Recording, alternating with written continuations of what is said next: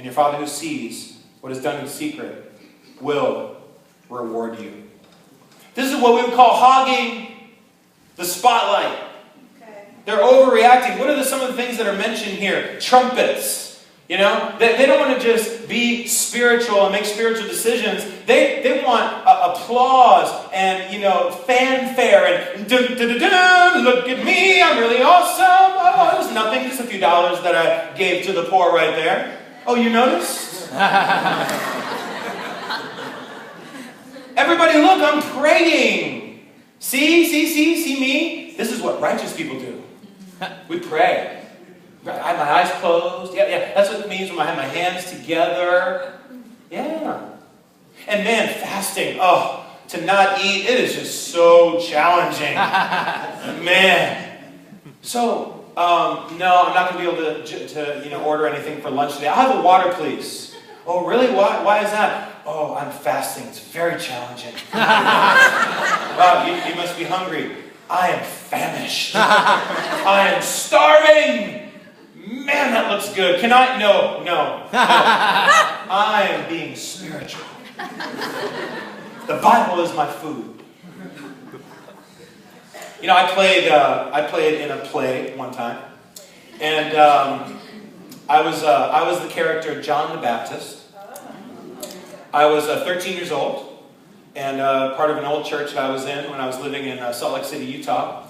And they cast me as John the Baptist. I felt like I was perfect for the role. My name was already John. And I felt like a wild man. I said, are there locusts and honey involved? I'll do it. I'll totally get into the role. I'll access my inner Baptist. And I thought, at that point in my life, I thought, man, this is a great way for me to be introduced to some of the ladies in the church. They're going to see how talented I am.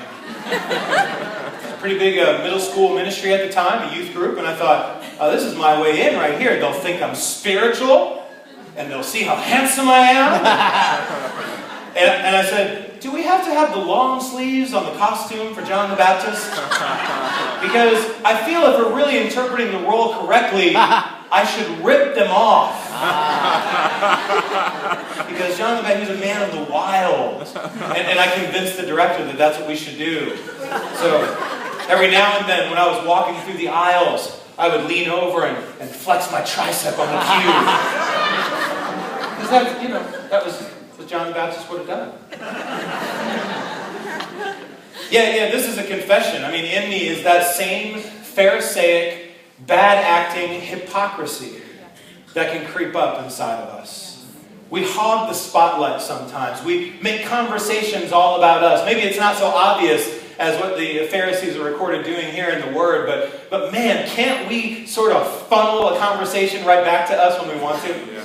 I mean, we're in a conversation with someone and they're sharing something about themselves and it reminds us of something about ourselves. Right. Let me just shift the conversation real quick. That reminds me of a story. And then an hour later, and they're going, And man, I mean, in our minds, we feel like everyone's interested in what I have to talk about. Right. I mean, I am so interesting. I mean, I just have stories and I'm funny and, probably what they have to share is okay, but it can't be as good as what I have to share. Or maybe it's that insecurity of, man, I hate that little silent pause. So, you know what I did last week? It was really cool. I did this and you know what else I did? And I won this award one time and we can tend to sometimes do that funnel of selfishness, right. Either out of insecurity or whatever the reason is. And I think it's important to think we should not be these bad actors. We should not fall into that trap. Sometimes we fall into the boasting trap, where it maybe is not our intention, but we start talking about ourselves so much, people think, wow, they really like themselves a lot. And it's a little annoying, Psalm 94 says, the wicked pour out arrogant words, and evildoers are full of boasting. Boasting. Morgan Freeman has this great quote. I'll show this on the screen. It says, if you become a star, people are going to see you. If you remain an actor, they're going to go and see the story that you're in. Well, the difference is simply this. With the hypocritical mindset, the bad acting, of a spiritual person, it becomes all about us so much that we distract from the real story. Right. My goal in life is to be the donkey that Jesus rode in on in the triumphal entry. I love that little colt. That little burro is so awesome because never been ridden before, chosen by the Lord to be rode in on perhaps maybe the most important day of Jesus' life. And to show everyone, this is who the real Jesus is. You expected this, but you're going to get this. We can do a whole other sermon on that, but why do I love it so much? I love that little donkey because at the end of the story, you see Jesus, not the donkey. Donkey's the vessel. Donkey is the vehicle. If donkey could talk, donkey would say, Yahoo, this is awesome. I got Jesus on my back. It's so awesome. I'm a flying, talking donkey. You know, he was so excited. But I ask you this. If you're a child of God today, spiritually minded, trying to live as the Bible commands us to, when people talk to you, are they thinking more about you or do they see Jesus? What do they see when they hear you, when they see you, when you're doing the things that you do? We must avoid this level of bad acting. Turn the page to Matthew chapter 7. Jesus really picks on these guys. He's going after them. He said, there's one thing that I cannot stand. It's a bad actor. Do not judge, Matthew 7 verse 1. Or you too will be judged. For in the same way that you judge others, you will be judged. And with the measure you use, it will be measured to you. Why do you look at the speck of sawdust in your brother's eye and pay no attention to the plank or tree in your own eye? How can you say to your brother, let me take the speck out of your eye, when the whole time there is a redwood tree forest in your own? Paraphrase Markowski. You hypocrite, you terrible actor, you obvious, overacting, selfish person. Take that plank out of your own eye. And then you'll see clearly to remove the speck from your brother's eyes. You know, these actors were prima donnas. You know, there was never anything wrong with them. Everything was always fine in their neck of the woods. But man, did they have a critical eye. Oh, it's just my gift. I'm just critical by nature. I'm able to pick things out that are bad about a situation. And who am I to neglect my gift? You unspiritual people. What, are you going to deny it? You're unspiritual. See, there's a little bit of truth in there, and that's what makes this a little tricky. But these guys, you ever hear about actors who have bad reputations, no one wants to work with them? Yeah. It's like you read about it in the paper, they have a really bad temper. Right. It's like, ooh, he was a good actor, but man, my opinion of him changed now. What a nightmare to work with him. Well, she is so difficult to work with. Prima donnas, nothing's wrong with them. But man, the cameraman, man, he's messed up. And the lighting, why isn't the lighting directly on the left side of my nose, which you all know is the better side? And you should know that. And when we come to church, we can say, man, the key was just off when they modulated in that song. What is that all about? You say, what's modulation? Others of you are just happy to sing. It's great. And we say, well, wait a minute. We got to be excellent at what we do. Yes. But there's a line to the critical nature that turns in to the level of hypocrisy that Jesus talks about. We should always be striving for excellence, doing better at what we can do. The Bible talks clearly about that. Right. But we can get real critical. Oh, you know what? I just didn't feel it today. Just didn't feel it. You know, the speaker was terrible. Everyone's quiet. You know, the illustrations were just not my style. You know, all that different type of singing, you know, you do this and then you do that. I'm not into that. Why do you meet there? And woo, what's she all about? You wear that? Oh my goodness. I mean, before you know it, within seconds, our minds can size up everything that's before us and tear it all down. Yes. You know what's crazy about that? The people that we know the best, we can tear down the easiest. Yeah, we know each other's flaws. Now we have to watch this for those of us who've been married for a while.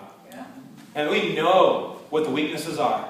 And it just takes one little word, one little trigger, and it's on. It's a fight. It's a fight. We got to be careful of these judgments. when we make them. You know, one red flag that you can look for is when you start saying things like, man, what's up with everybody else? Whenever you start using that term everybody or everyone, and you're talking about like 350 other people, there's a chance that you might be wrong. Yeah. So you look for those red flags. Turn the page to Matthew 15. Jesus keeps going. He is picking on these bad actors. He wants good representation. He wants good interpretation. He wants disciples who are going to follow the script, who are going to bring enthusiasm to the text. In Matthew 15, verse 7, I tell you, before I read this commentary, I thought, man, actors really get a bad rep in the Bible. Man, actors, you're just bad. You're a hypocrite. You're play acting all the time. Now I'm going, you know what? Be a good actor. Yeah. I'll explain more as we go on, but Matthew 15 says this in verse 7, you hypocrite. Isaiah was right. Man, that's rough when you start a sentence like that. It's like, your dad was right about you. Yeah. Man, he was right when he said X, Y, and Z. Ooh, you know something bad's about to come. Verse 8, these people honor me with their lips, but their hearts are far from me. They worship me in vain. Their teachings are but rules taught by men. Many of you know this passage. We'll just refer to that there, but you can read the whole chapter and learn more about what he's saying and the context that he's saying it. Bottom line is their heart wasn't in it. Right. Their heart was far from him. Their lips were doing the moving. They were saying perhaps even the right things. But the heart was far away. This is an unlikely source, but Rodney Dangerfield says acting deals with very delicate emotions. It's not putting on a mask. Each time an actor acts, he doesn't hide, he exposes himself. Now look, say what you want about acting, I'm not going to get into that. I love what the point of this quote is saying. And that is simply this. If you're not being real, it's not viable. Right. If your heart's not in it, no one's going to believe it. And you can say the right things over and over again. But eventually, people will see the hypocrisy. They'll see that it's just an act. And it's not for real. The best actors, from what I read, they tap into something that's deep inside of themselves. And that genuineness, that sincerity, is what makes them good. I think some of us have allowed our hearts to fade far away from Jesus. We're still saying and doing perhaps the right things on the outside. It looks pretty good, but on the inside, there is a devolving spirit. There's a spirit that day after day feels more of the burden than more of the joy that we're supposed to feel about living the Christian life. And some of that just creeps up. Like C.S. Lewis says, it's not just overnight sometimes that we're taken out spiritually, but it's gradual. It's over a period of time. Yeah. It's not just you wake up one day, usually. We can get far from Jesus. We can get loose on our commitment. It's not so important to make all the meetings anymore. Everybody knows that I'm part of the group. I have these other things that are important that I really need to do. And we have to question our own level of commitment, because gone are the days. Many of you were around a long time ago, and it was more culturally the norm that we would ask each other, so where were you? I missed you on Wednesday. Yeah. I missed you on Sunday. Right. And some of that was a little overdone. But some of that's just like being at the dinner table, right? Right. Like, anyone have dinner every night, same time about, in the same place?